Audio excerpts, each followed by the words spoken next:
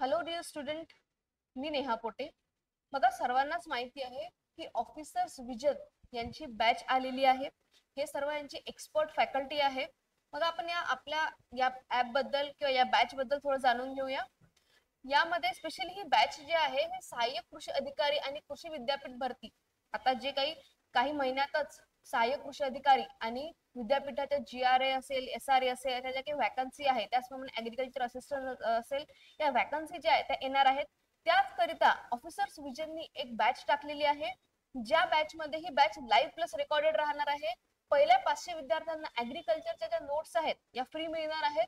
दुसरं, जो काही आम्ही सिलेबस तुम्हाला शिकवणार आहोत किंवा जो काही पूर्ण सिलेबस कव्हर करणार आहोत किंवा पेपर पॅटर्न कव्हर करणार आहोत ते TCS आणि IBPS पॅटर्न नुसार राहणार आहेत.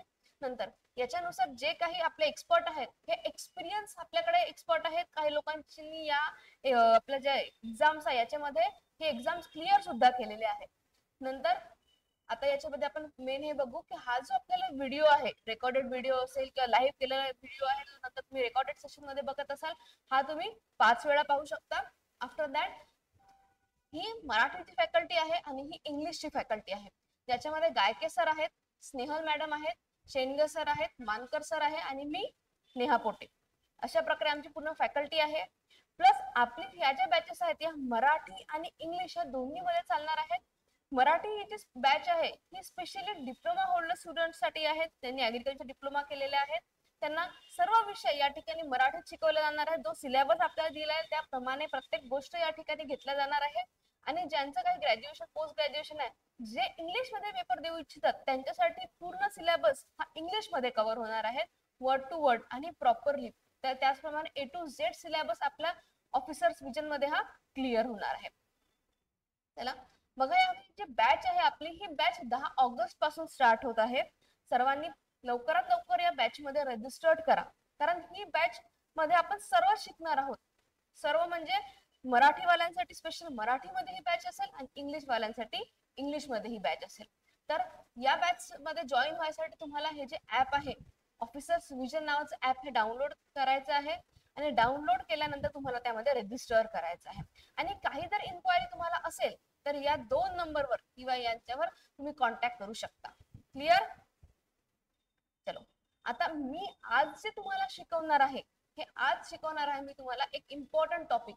त्याच्याबद्दल पहिले आपण सिलेबस नुसार टॉपिकवर थोडं बघू की आपल्याला काय काय दिलेलं आहे आणि त्यानंतर आपण एक एक योजना बघत जाऊ. तर मी तुम्हाला जो टॉपिक शिकवणार आहे ते असणार आहे कृषी विकास योजना, ऍग्रिकल्चर डेव्हलपमेंट स्कीम. हा जो पोर्शन आहे हा मी तुम्हाला शिकवणार आहे. त्याच्यापैकी आपण सिलेबस मध्ये बघू की आपल्याला कुठल्या कुठल्या योजना दिलेल्या आहेत आणि आपण कशा प्रकारे त्या योजना कव्हर करणार आहोत. चला बघा, तर कृषी विकास योजना, आता याच्यामध्ये पहिली जी दिलेली आहे ते आहे प्रत्येक योजनेबद्दल माहिती. त्याच्यामध्ये जे काही इन्फॉर्मेशन आहे, कधी आली, ठीक आहे, कधी एस्टॅब्लिश झाली, कुठल्या याच्या अंतर्गत येते, कुठल्या प्रोजेक्टच्या अंडर येते किंवा कुठल्या मिनिस्ट्रीच्या अंतर्गत येते, अशा प्रकारे झाली त्याची माहिती. प्लस जसं आता एखादा प्रोग्राम असेल, जसा गोल्डन जुबलीला म्हणजे 75 वर्ष पूर्ण झाल्यावर एखादा प्रोग्राम येतो, तर हे काय झालं त्याची माहिती, एक जनरल माहिती याच्याबद्दल आपण बघणार आहे. दुसरं बघणार आपण त्याचा उद्देश, जे काही स्कीम आलेली आहे त्याचं मेन एम काय आहे, मेन उद्देश काय हे आपण या ठिकाणी बघणार आहे. नंतर बघणार आहे आपण त्याचं लाभार्थी. लाभार्थी म्हणजे स्पेशली कोणासाठी आहे. आता काही स्कीम कशा असतात ऍग्रिकल्चर मध्ये, पर्टिक्युलर लँड साठीच असतात. म्हणजे फक्त 5 एकरा खालील म्हणजे 2.5 हेक्टर खालील, बरोबर आहे, फक्त 1 हेक्टर साठी, किंवा this is only for the BPL म्हणजे दारिद्र्य रेषेखालील ज्यांच्याकडे असेल त्या लोकांसाठी. म्हणजे हे काय झालं त्याचे लाभार्थी. तर हे कोणासाठी असणार आहे. नंतर बघणार आहेत आपण त्याचं प्रशासन, फायदे तोटे. आता प्रशासन म्हणजे कुठल्या याने स्पॉन्सर केलेली आहे ती स्कीम, म्हणजे याला जो फंड येणार आहे, याला जो पैसा येणार आहे, ते कोण देणार आहे, राज्य शासन देणार आहे की केंद्र शासन देणार आहे. की काही स्कीम असतात ज्या जिल्हा लेवलवर चालतात, काही स्कीम असतात ज्या पूर्ण स्टेट लेवलवर काम करतात. तर अशा प्रकारे हे आपण बघणार आहे प्रत्येक स्कीम बद्दल. म्हणजे कोणत्या कोणत्या गोष्टी आपण प्रत्येक स्कीम बद्दल बघणार आहे, तर ते असणार आहे माहिती, नंतर उद्देश, लाभार्थी, प्रशासन, फायदे आणि तोटे. हे प्रत्येक स्कीम बद्दल आपण बघणार आहे. आता बघा, याच्यामध्ये कुठल्या कुठल्या स्कीम आपल्याला बेसिकली बघायचे आहे ते बघू. तसं पहिली स्कीम आपण बघणार आहे कोरडवाहू क्षेत्र विकास योजना. त्याला DPOP म्हणतात. ठीक आहे, हे आपण इंग्लिश मध्ये पण बघणार आहे आणि मराठीत पण. आता सध्या आपल्याकडे सिलेबस मराठीमध्ये दिलेला आहे, त्यामुळे आपण मराठीबद्दल डिस्कस करू आणि नंतर आपण इंग्लिश मध्ये डिस्कस करू. तर आपली यांनी दिलेली आपली सिलेबस नुसार कोरडवाहू क्षेत्र विकास योजना, दुसरी दिलेली आपल्याला निर्धारित लाभ क्षेत्र विकास कार्यक्रम, आदिवासी क्षेत्र विकास कार्यक्रम, डोंगरी क्षेत्र विकास कार्यक्रम, एकात्मिक ग्रामीण विकास कार्यक्रम. आता अजून एक गोष्ट लक्षात ठेवा, जसं यावर दिलेलं आहे एकात्मिक ग्रामीण विकास कार्यक्रम, तर या अंतर्गत सुद्धा काही स्कीम येतात. एक स्कीम नाहीये. आता याच्यामध्ये काही स्कीम या झालेल्या आहेत, काही स्कीम नवीन याच्यामध्ये मर्ज केलेल्या आहेत, काही स्कीमचं 2-3 याच्यामध्ये डिव्हाइड केलेले आहेत. तर हे एक नाव म्हणजे एक स्कीम नाहीये. काही याच्यामध्ये आपल्याला जसं यामध्ये असणार आहे एकात्मिक ग्रामीण विकास कार्यक्रम, त्याच्यामध्ये 2-3 विकास कार्यक्रम आहेत, तर ते आपल्याला बघायचे आहेत. नंतर आहे एकात्मिक बळ विकास योजना, फळबाग विकास योजना, यामध्ये पण 2-3 स्कीम आहेत जे आपण बघणार आहे.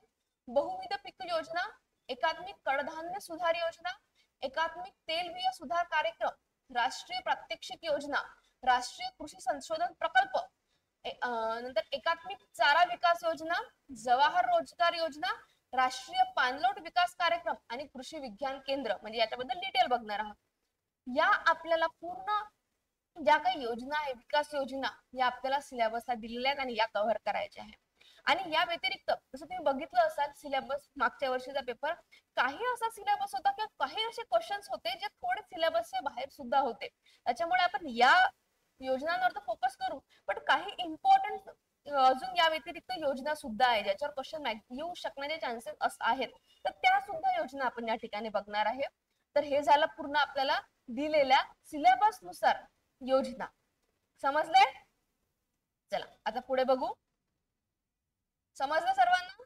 चला पुन्हा एकदा थोडं रिकॉल करून घेऊ, म्हणजे तुमच्या लक्षात येऊन जाईल. फास्ट मध्ये आपण बघू. जसं पहिले काय सांगितलं त्यांनी, कोरडवाहू क्षेत्र विकास योजना, दुसरी निर्धारित लाभ क्षेत्र विकास कार्यक्रम, आदिवासी क्षेत्र विकास कार्यक्रम, डोंगरी क्षेत्र विकास कार्यक्रम, एकात्मिक ग्रामीण विकास कार्यक्रम, एकात्मिक बळ विकास योजना, फळबाग विकास योजना, बहुपीक योजना, एकात्मिक कडधान्य सुधार योजना, एकात्मिक तेलबिया सुधार कार्यक्रम, राष्ट्रीय प्रात्यक्षिक योजना, म्हणजे आपण डेमॉन्स्ट्रेशन म्हणतो.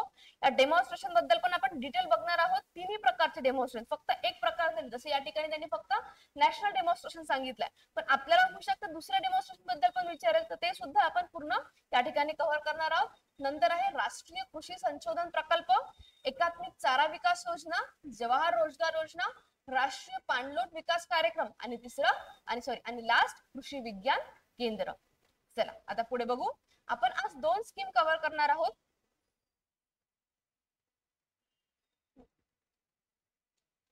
जसं आपण आज कव्हर करणार आहोत एकात्मिक ग्रामीण विकास कार्यक्रम. जसं मी तुम्हाला सांगितलं की यामध्ये आज आपण 2 स्कीम बघणार आहोत. एक बघणार आहोत इंटिग्रेटेड, म्हणजे ही एक इंटिग्रेटेड रुरल डेव्हलपमेंट प्रोग्राम, याच्यामध्ये कुठले प्रोग्राम येतात, आणि एक असणार आहे जवाहर रोजगार योजना. ठीक आहे, तर चला सुरुवात करू. जसं आता याचं नाव काय दिलं, एकात्मिक ग्रामीण विकास कार्यक्रम, त्याला इंटिग्रेटेड रुरल डेव्हलपमेंट प्रोग्राम म्हणतो. तर याच्याबद्दल एक एक पॉइंट बघू आणि जर कुठल्या प्रकारचे क्वेश्चन्स विचारले जाऊ शकतात ते सुद्धा आपण बघणार आहे. जसं सुरुवातीला हा जो कार्यक्रम चालू केलेला होता, हा 2300 गटांमध्ये सुरू करण्यात आलेला होता. ठीक आहे, किती? 2300 गटांमध्ये. आणि कधी? लक्षात ठेवा, 2 ऑक्टोबर 1980 ला पूर्ण देशभरात लागू करण्यात आलेला होता. तर ज्याला मी अंडरलाईन केलेला आहे, इम्पॉर्टंट टॉपिक आहे. तर सर्वात पहिले काय केले, ग्रुप क्रिएट केले. किती? 2300. ठीक आहे, आणि याच्या हा जो कार्यक्रम आहे हा कधी सुरुवात करण्यात आला, 1980 मध्ये 2300 ग्रुप बनवले. पहिले 2300 ग्रुप मध्ये पहिले एक डेमॉन्स्ट्रेशन घेतले. याचं म्हणजे काय, तर 2300 ग्रुप मध्ये हा कार्यक्रम पहिले राबविण्यात आला. त्याच्यानंतर कधी 2 ऑक्टोबर 1980 ला हा पूर्ण देशभरात लागू करण्यात आला. सध्या मात्र अस्तित्वात नसून 5 योजनांसहित विलगीकरण 1 एप्रिल 1919 पासून स्वर्ण जयंती ग्राम स्वरोजगार योजनेमध्ये करण्यात आली. म्हणजे काय, तर ही 1980 पासून 1999 पर्यंत ही एक स्कीम होती, एक प्रोग्राम होता. त्याच्यानंतर पुन्हा 5 योजना आणल्या आणि 5ही योजनेला एकामध्ये त्यांनी काय केलं, एकत्र केलं आणि एक फक्त त्यांनी प्रोग्राम काढला. त्याचं नाव काय होतं, स्वर्ण जयंती ग्राम स्वरोजगार योजना. हे लक्षात ठेवायला याच्यावर क्वेश्चन्स विचारतात की स्वर्ण जयंती ग्राम स्वरोजगार योजना ही कुठल्या साली आली. तर कुठल्या साली आली सांगा लवकर, कुठल्या साली आली? 1 एप्रिल 1999. या डेट तुमच्या लर्न पाहिजे, एकदम पाठ पाहिजे.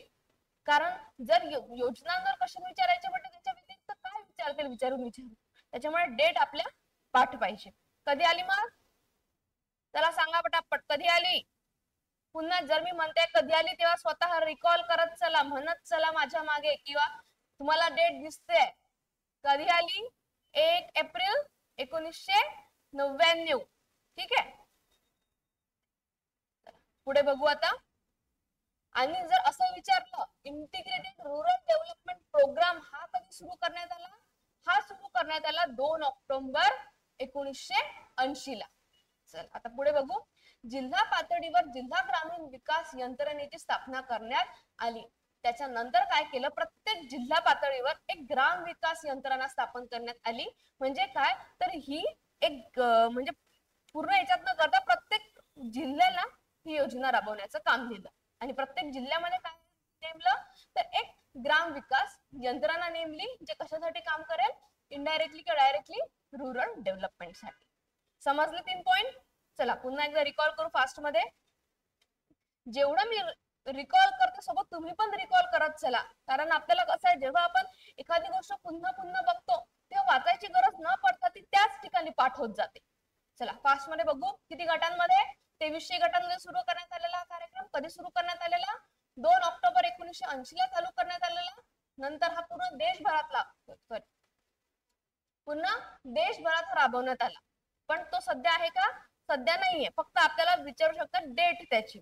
नंतर 5 योजनांसहित हा 1 एप्रिल 1919 पासून कशामध्ये एका योजनेमध्ये याला आणलं गेलं. ती योजना म्हणजे कुठली? स्वर्ण जयंती ग्राम स्वरोजगार योजना. आणि सध्या काय करताय? हा जिल्हा पातळीवर एक जिल्हा ग्रामीण विकास यंत्रणा स्थापन केलेली आहे, त्यामध्ये हा पूर्ण चालू आहे सगळं. समजलं? चला आता याची एक लक्षात ठेवा, योजनेत कार्यवाही ही जी आहे, योजना जी झाली ही कुठल्या याच्यामध्ये झाली? ही 6वी पंचवार्षिक योजनेमध्ये आली. जर असं विचारलं स्वर्ण जयंती ग्राम स्वरोजगार योजना ही जी आहे ती कुठल्या पंचवार्षिक योजनेमध्ये आली? तर ही 6व्या पंचवार्षिक योजनेत आहे. समजलं? क्लिअर? कितवी योजना मग? 6वी पंचवार्षिक योजना. आता याचे उद्दिष्ट बघू. आता बघायचे उद्दिष्ट काय आहे? ग्रामीण भागातील गरिबांना स्वरोजगाराचे स्रोत उभारण्यासाठी, स्पेशली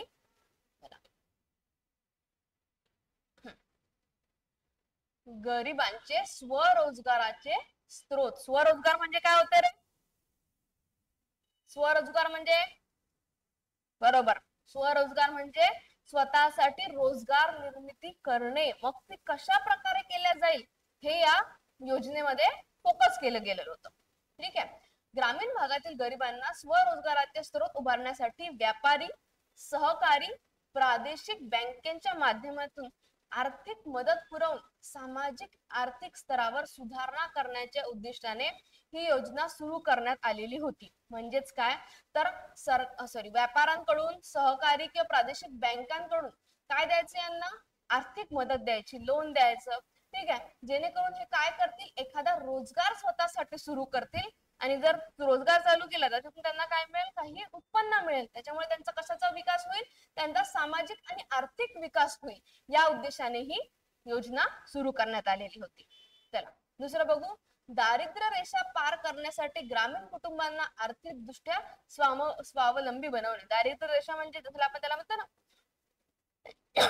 सॉरी, बीपीएल नाव ऐकलं असेल तुम्ही. बीपीएल काय होते? बीपीएल म्हणजे सांगा लवकर. बीपीएल बिलो पॉवर्टी लाईन म्हणजे एक गव्हर्नमेंटने इन्कम फिक्स केलेलं असतं.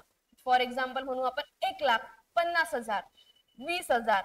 तर जर आपण एक हे करू की 50,000, ठीक आहे, 50,000च्या खाली जर कोणाचं उत्पन्न असेल, कुठलं?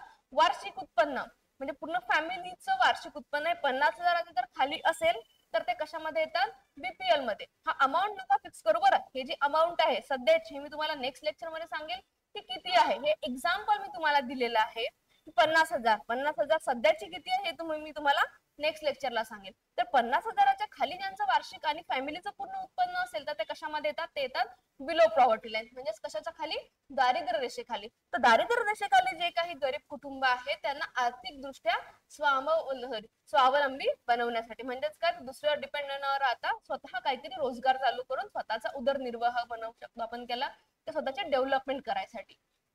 दुसरा, हा उद्देश साध्य करण्यासाठी लक्ष्य गटांमध्ये स्वरोजगाराचे विकास घडवून आणण्यासाठी त्यांच्या उत्पादन क्षम भांडवलाचा पुरवठा करण्याची तरतूद आहे. म्हणजे काय, तर त्यांचे उत्पादन वाढवण्यासाठी जे काही त्यांना भांडवल लागत असेल, ठीक आहे, जे काही त्यांना भांडवल लागत असेल, भांडवल म्हणजे काय, तर आपण म्हणू शकतो एखाद्याला समजा एखादी छोटस काहीतरी नर्सरी टाकायची आहे, त्यांना रोप घ्यायची आहे विकत, बरोबर आहे, तर ते रोपटे अवेलेबल करून देणे, म्हणजे अशा प्रकारे एखादं काही भांडवल त्यांना उपलब्ध करून देणे, जेणेकरून काय होईल, त्यांच्यामध्ये स्वरोजगार वाढेल. ठीक आहे. नंतर आहे, या योजनेसाठी आवश्यक वित्त पुरवठा केंद्र व राज्य सरकाराचा हा 50-50% या प्रमाणित असतो. म्हणजेच काय, तर या ठिकाणी जो काही खर्च आहे या जी काही अमाऊंट त्यांनी फिक्स केलेली असेल त्याचा 50% वाटा हा कोण देईल, 50% वाटा हा केंद्र शासन म्हणजे सेंट्रल गव्हर्नमेंट देईल, आणि 50% कोण देईल, 50% स्टेट गव्हर्नमेंट देईल, म्हणजे आपलं महाराष्ट्र सरकार देईल. तर असे 50-50% याच्यामध्ये काय होतं, याचं फंडचं डिस्ट्रीब्युशन होतं. ठीक आहे, त्याला वित्त पुरवठा म्हणतो आपण. काय म्हणतो, वित्त पुरवठा, फंड. समजलं इथपर्यंत, क्लिअर आहे? चला पुढे बघू. लक्षात ठेवाल प्रत्येक गोष्ट इम्पॉर्टंट आहे या ठिकाणी. आता आहे नेक्स्ट यामधलीच, कशामधलीच, इंटिग्रेटेड, जसं आपण बघितलं इंटिग्रेटेड रुरल डेव्हलपमेंट स्कीम मधलीच ही दुसरी आहे जवाहर रोजगार योजना. लक्षात ठेवा, जवाहर रोजगार योजना, ज्याचं नाव, ही कधी सुरुवात करण्यात आलेली होती, हे 1 एप्रिल 1989. ठीक आहे. आता सांगा, आपण याच्या आधी कुठली बघितली होती, स्वर्ण जयंती ग्राम स्वरोजगार योजना, पटापट सांगा कुठल्या साली झाली, लवकर. 1 एप्रिल 1999, राईट. चला, तर आपली दुसरी जी आहे ही आहे जवाहर रोजगार योजना. ही कधी चालू करण्यात आलेली होती, ही चालू करण्यात आलेली होती 1 एप्रिल 1989 रोजी. कधी, 1 एप्रिल 1989. ही योजना पुढील 2 योजनेचे एकत्रितकरण करून 7व्या पंचवार्षिक योजनेत सुरू करण्यात आली. तर हे लक्षात ठेवा, याच्यातली प्रत्येक गोष्ट इम्पॉर्टंट आहे. हे इम्पॉर्टंट पॉइंटच मी लिहिलेले आहे, जे विचारू शकतात, भारूड येण्यात काही अर्थ नाहीये. कारण स्कीम म्हटलं किंवा योजना म्हटली तर काय टॉपिक विचारू शकतात किंवा कुठले पॉइंट विचारू शकतात याच्यावर फोकस करणं महत्वाचं आहे. नाही आपण खूप वाचतोय त्या योजनाबद्दल, पण मेन मुद्द्याचं काय आहे सोडून तर काही अर्थ नाही. तर बघा याच्यामध्ये काय झालं, जसं आपण आधीच बघितलं होतं, कुठल्या पंचवार्षिक योजनेमध्ये सुरुवात करण्यात आलेली, 7व्या पंचवार्षिक योजनेमध्ये. तर याच्यामध्ये ह्या ज्या 2 स्कीम होत्या, कुठल्या, नॅशनल रूरल एम्प्लॉयमेंट प्रोग्राम आणि रूरल लँडलेस एम्प्लॉयमेंट गॅरंटी प्रोग्राम, ज्याला NREP 2 आणि RLEGP म्हणजे या 2 योजना होत्या. कुठला, नॅशनल रूरल एम्प्लॉयमेंट प्रोग्राम आणि रूरल लँडलेस एम्प्लॉयमेंट गॅरंटी प्रोग्राम, या 2 याला त्यांनी काय केलं, मर्ज केलं आणि कुठली योजना काढली, ती काढली जवाहर रोजगार योजना. कधी काढली, 1989. कधी काढली, 1989 ला काढली. कुठली, जवाहर रोजगार योजना. कोणत्या 2 स्कीमला एकत्र करून, नॅशनल रूरल एम्प्लॉयमेंट प्रोग्राम जो आला होता 2 ऑक्टोबर 1980 ला, जसं आपण आधी म्हटलं, आणि दुसरा 15 ऑगस्ट 1983 ला. हे 2 प्रोग्राम आले होते, 2 स्कीम आल्या होत्या, ज्याला मर्ज करून कुठली तयार करण्यात आलेली, जवाहर रोजगार योजना. ही एक महत्वाची मजूर रोजगार योजना होती. ठीक आहे. आता बघा, रोजगार योजना आणि स्वरोजगार योजना याच्यात फरक आहे. तसं मनरेगा बद्दल आपण बोलूच, मनरेगा, ठीक आहे, फक्त आपण हा एक डिफरन्स कम्पेअर करून, रोजगार योजना आणि स्वरोजगार योजना म्हणजे काय, तर रोजगार योजनेमध्ये एखाद्या ठिकाणी त्यांना रोजगार उपलब्ध करून देतात, पण ही रोजगार उपलब्ध करून देण्याची कोणाची जिम्मेदारी राहते, ती गव्हर्नमेंटची म्हणू आपण एक प्रकारे राहते.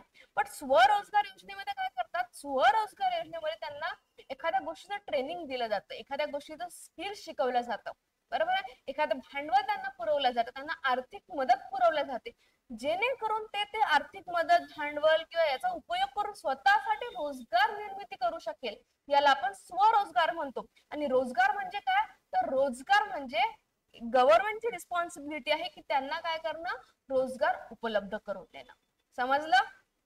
चला, आता ही पंचायत राज संस्थेच्या माध्यमातून देशातील सर्व खेड्यांमध्ये राबवली जात होती. तिच्या माध्यमातून ग्रामीण भागात टिकाऊ पायाभूत सुविधांची निर्मिती करण्याचा प्रयत्न करण्यात आलेला.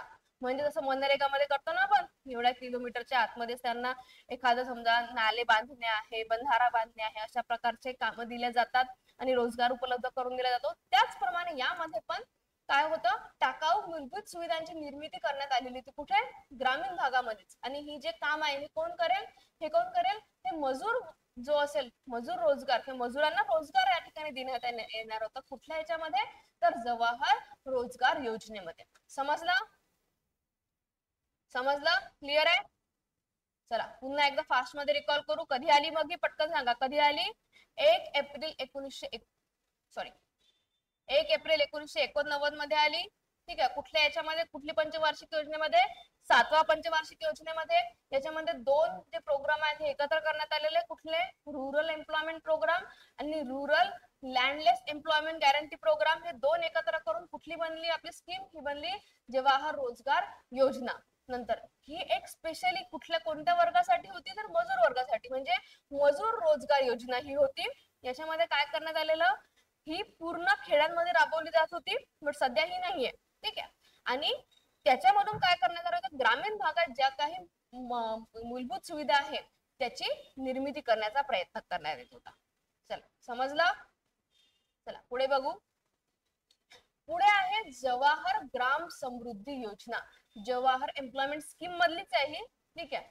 त्याचं नाव काय होतं, जवाहर ग्राम समृद्धी योजना. ठीक आहे. आता बघा, जवाहर रोजगार योजनेची पुनर्रचना करून, म्हणजे आधीची जे बघितली आपण, आधीची डेट किती होती, लवकर, आधीची डेट किती होती, 89. आता ही कधी आहे, 1999.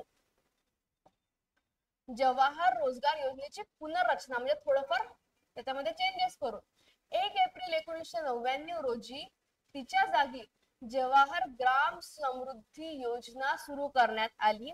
या योजनेच्या कार्यवाहीत ही 9व्या पंचवार्षिक योजना होती. ही कुठली योजना होती, 9वी पंचवार्षिक योजना होती.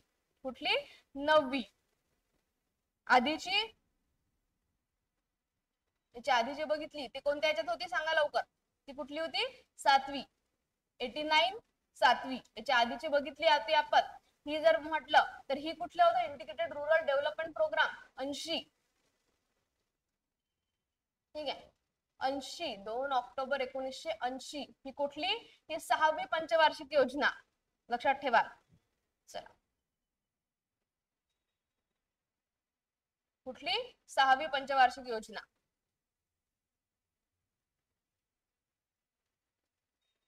आता ही जी आहे याचं नाव काय आहे, जवाहर ग्राम समृद्धी योजना. ही जी आहे ही कशामध्ये कव्हर, ही कशामध्ये येते, ही 9व्या पंचवार्षिक योजनेमध्ये आली. कधी आली ही, 1 एप्रिल 1999 ला आली. कोणाला रिप्लेस करून, कोणाच्या जागी, तर जवाहर रोजगार योजनेच्या जागी.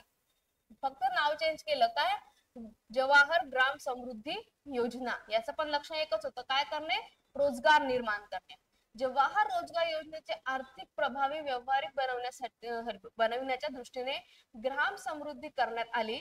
ग्रामीण, तेच आता याचं पण जवळपास जे उद्दिष्ट होतं हे सारखंच होतं. ग्रामीण भागात टाकाऊ पायाभूत सुविधांची निर्मिती होण्याबरोबरच जनतेला शाश्वत रोजगाराच्या संधी उपलब्ध करून देणे.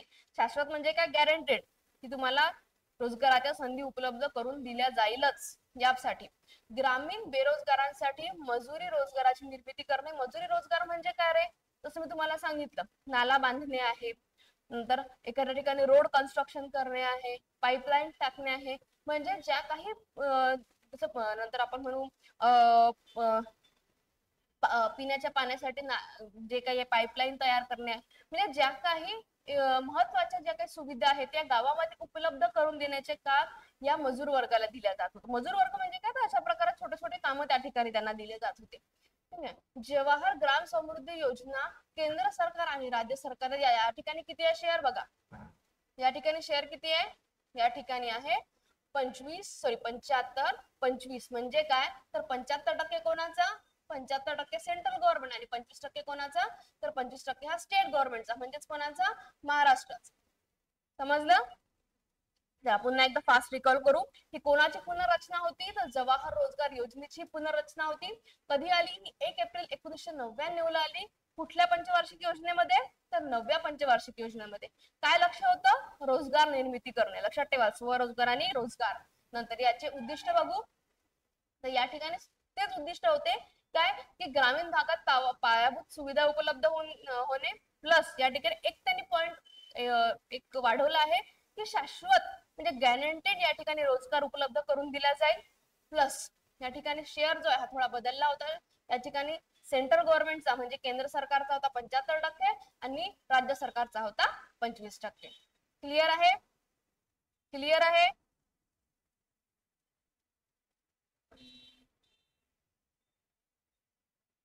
क्लिअर आहे का. चला, तर अशा प्रकारे आपण 2 या ठिकाणी 3 या ठिकाणी जवळपास आपण आज या योजनेत बघितल्यात. कुठल्या कुठल्या 3 बघितल्या. पहिलं इंटिग्रेटेड रुरल डेव्हलपमेंट प्रोग्राम, याच्याबद्दल फक्त डेट बद्दल आपण रिकॉल करू. मी रिकॉल याच्यासाठी करून घेते की तुम्हाला पुन्हा वाचायची गरज नाही पडली पाहिजे.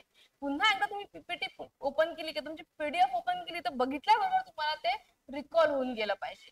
ठीक आहे. कुठला आहे मग, इंटिग्रेटेड रुरल डेव्हलपमेंट प्रोग्राम. हा कधी आला, 2 ऑक्टोबर 1980 ला. जे कुठल्या योजनेत होतं, सॉरी जे होतं 6व्या पंचवार्षिक योजनेमध्ये. नंतर या 5 योजनेना एकत्र करून काय कोणती योजना काढण्यात आलेली, स्वर्ण जयंती ग्राम स्वरोजगार योजना. ही कधी करण्यात आलेली, 1 एप्रिल 1999 मध्ये.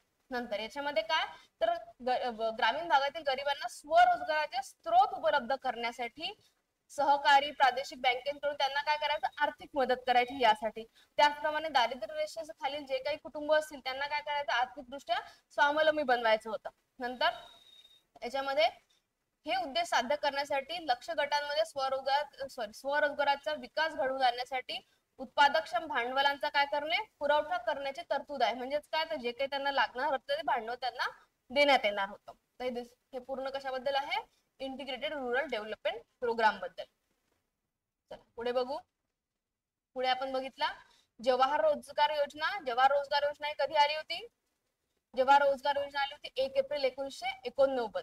कुठल्या याच्यामध्ये, कुठल्या याच्यामध्ये, पंचवार्षिक योजनेमध्ये नाही, सॉरी, ही 1 एप्रिल 1989 ला आलेली होती. 2 याचं एकत्रितकरण करून. कोणत्या 2 याचं, नॅशनल रुरल एम्प्लॉयमेंट प्रोग्राम आणि रुरल लँडलेस एम्प्लॉयमेंट गॅरंटी प्रोग्राम. या दोन्ही याचं कोणत्या पंचवार्षिक योजनेमध्ये, 7व्या पंचवार्षिक योजनेमध्ये. आणि ही कोणासाठी होती, तर ही कशासाठी होती, तर मजूर रोजगार योजना होती. या ठिकाणी काय करण्यात येणार होतं, तर ग्रामीण भागात पायाभूत सुविधांची उपलब्धता या ठिकाणी करून देण्यात येणार होती. पुढची आपण कुठली बघितली,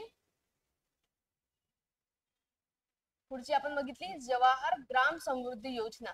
ही जी स्कीम आहे याच्यामध्ये काय केलं त्यांनी, जी आधीची स्कीम होती, कुठली स्कीम होती आधीची, जवाहर रोजगार योजना जी होती यालाच पुनर्रचना करून 1 एप्रिल 1919 रोजी त्या जागी फक्त त्यांनी काय आणलं, जवाहर ग्राम समृद्धी योजना आणली. कोणत्या पंचवार्षिक योजनेमध्ये, 9व्या पंचवार्षिक योजनेमध्ये. नंतर जवाहर रोजगार योजनेची या ठिकाणी काय अधिक व्यवहारिक बनवण्याच्या दृष्टीने या ठिकाणी त्यांनी ग्राम समृद्धी हे त्या ठिकाणी त्यांनी पुनर्रचना केली. प्लस दुसऱ्या कशासाठी, शाश्वत रोजगाराची शाश्वत रोजगाराची संधी उपलब्ध करून देण्यासाठी. आणि यामध्ये हा जो होता केंद्र सरकार आणि राज्य सरकारचा आहे किती होता, 75 आणि 25. 75 कोणाचा, तर स्टेट गव्हर्नमेंट सेंट्रल गव्हर्नमेंट म्हणजे केंद्र सरकारचा, आणि 25% कोणाचा, हा राज्य सरकारचा म्हणजेच कोणाचा, स्टेट गव्हर्नमेंटचा किंवा महाराष्ट्र. समजलं. चला, याच प्रकारे आपण पुढील प्रत्येक स्कीम, हे स्कीम म्हणा किंवा योजना म्हणा, ही प्रॉपरली त्या ठिकाणी आपण बघणार आहोत. समजलं इथपर्यंत. चला, थँक्यू. पुन्हा एकदा आपल्या बॅच बद्दल मी सांगते, जेणेकरून मॅक्झिमम लोकांनी ही जॉईन केली पाहिजे. कारण ही जी आहे, लहान सरांचा हा उद्देश होता की कमी याच्यामध्ये मॅक्झिमम स्टुडंटला ही अवेलेबल करून दिल, मॅक्झिमम स्टुडंट पर्यंत पोहोचू शकले पाहिजे, त्यांना या ठिकाणी जॉईन करता आलं पाहिजे. तर बघा, ही आपली एक्सपर्ट फॅकल्टी मी सांगितलेलीच होती आणि याची फी एकदम कमी आहे, जी असणार आहे 14499. आणि ही बॅच जी आहे ही 10 ऑगस्ट पासून चालू होणार आहे. समजलं?